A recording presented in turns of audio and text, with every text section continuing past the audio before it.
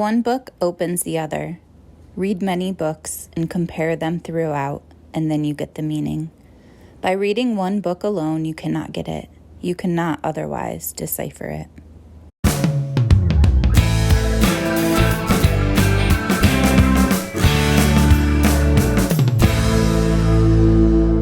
Hey everyone, it's Karen. So in a good book browse recently with Kim at Middle of the Book March, I discovered this book that I had to purchase immediately. It is a factotum in the book trade, a memoir by Mariusz Kołajewski. In this book, he really identifies a problem that I personally feel in my own life, and I am wondering if you guys experience this in your life as well, so I've turned this into a tag. But I want to discuss it a little bit today and then kind of blend it in with the tag questions. Basically, it is that in our society today, there is the death of browsing. It is slowly dying. Well, it's actually quite quickly dying, but we don't browse bookstores or really anywhere as much as we used to. So let me share a little blurb, a little clip from this first section where he talks about this. The computer has shot the idea of the browse out of the skies. We go directly to the thing we require and look to neither side of it. Such discoveries as we do make are accidental and not quite the fruit of a good browse. There may be infinitely more choice, but we are spoiled, for choice extinguishes desire.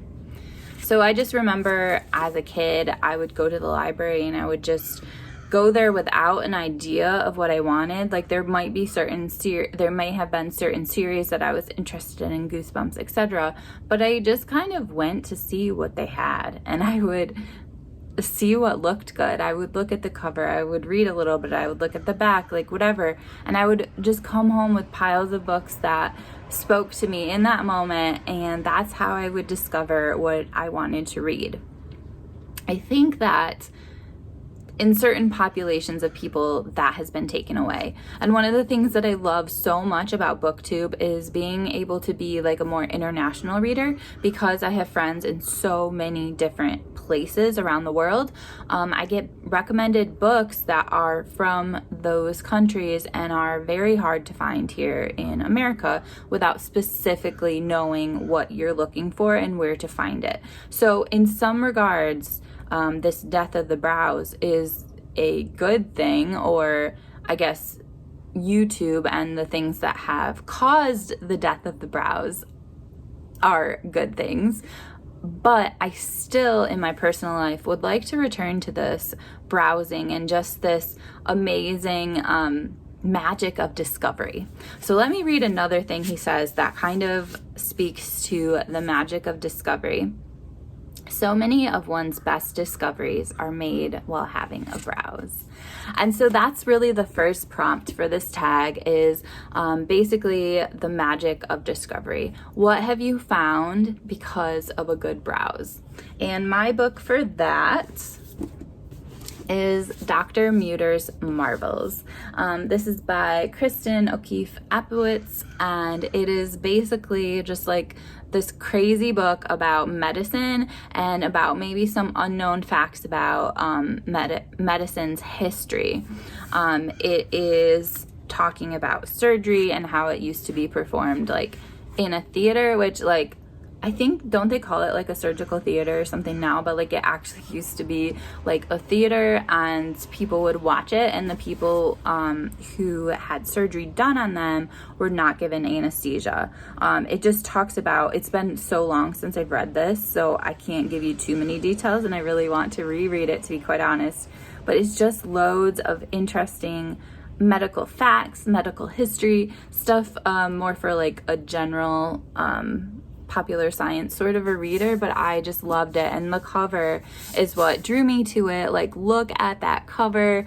This was just on a table at a bookstore. I found it and it ended up being absolutely amazing, and now that I mention it, I kind of want to reread it. The next problem that the death of browsing can create in our life basically is that our worlds might not be expanded as much as they could be if we had a good browse. And so my quote is for this from this book, again in chapter 1, my favorite chapter: I want dirt, I want chaos, I want above all mystery. I want to be able to step into a place and have the sense that there I'll find a book, as yet unknown to me, which to some degree will change my life. So the book that I have for this one, and this prompt is Expanding the World Around Us, to talk about a book that has kind of changed your outlook on the world. And my book for that, which I found in a good browse as well, and that it's pretty hard to find unless you know you're looking for it, is The Events of October: Murder, Suicide on a Small Campus by Gail Griffin. So I went to Western Michigan University, which was a public university, and right next to us was K College, Kalamazoo College, which was, I had no idea, I had never seen it before I moved to Kalamazoo. I didn't know about it, but it was definitely like a more elite liberal arts college. Basically, it was my dream life, and I wish I could have gone there. But while I was perusing this bookstore in Kalamazoo, I found this book. This book was written by a professor. I believe she's retired now, but she worked at K College, and this is the story of basically domestic violence between a couple, and this is long before like the Me Too movement and all that sort of stuff.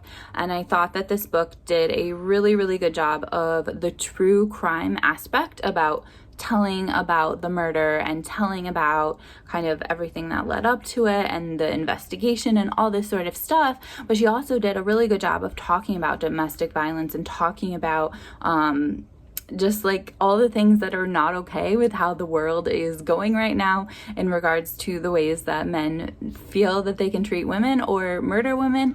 And yeah, this is again just like a really, really in-depth discussion on the issue rather than just like talking about a murder, because as many of us know, there's kind of like this fascination with like the murder of white girls basically, and this is so much more than that. And then finally, I think the last main thing associated with a lack of browsing is just this idea that we are not allowing ourselves to be changed by a book.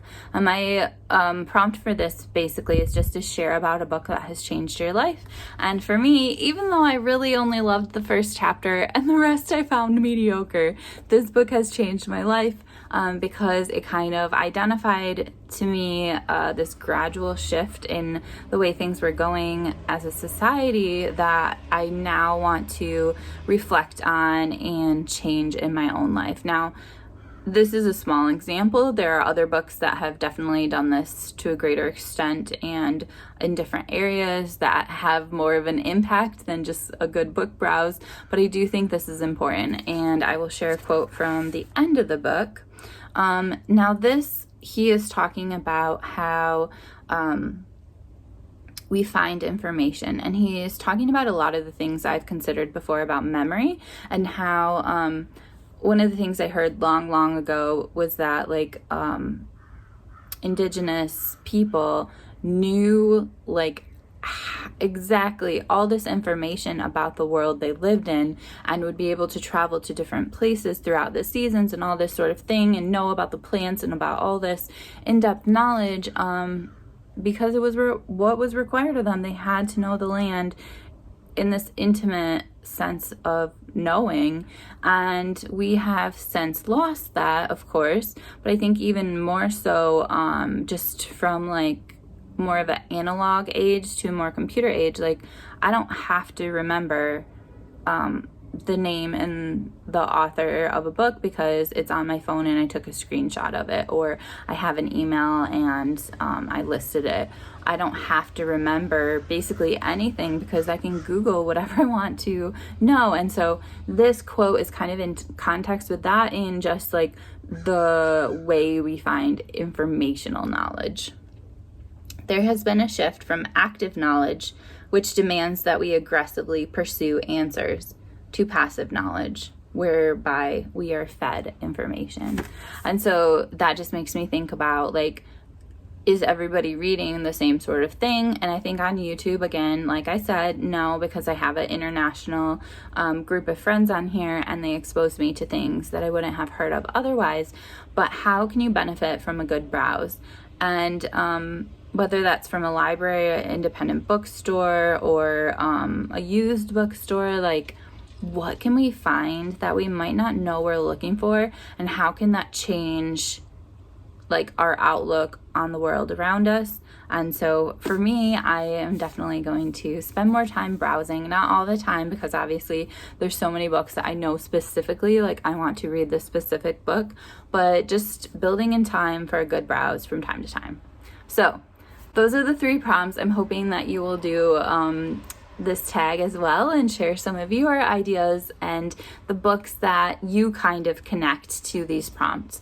But there's also the challenge, which is that I hope that we can each take a moment to browse either a library, a bookstore, whatever.